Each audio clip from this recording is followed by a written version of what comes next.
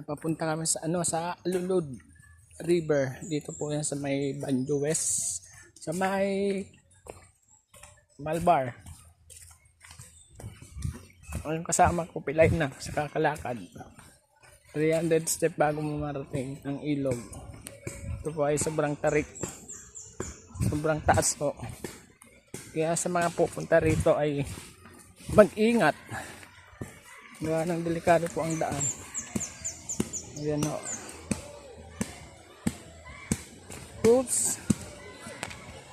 Dapat may dalang pampainit, ayaw mo kasi. Aray ko. Pampainit di, magbilad ka na lang. Diba, malinis ng ilog. Ayan po. Alulud River. Sa mga gustong pumunta, sumakay lang po ng ng biyaheng lipa.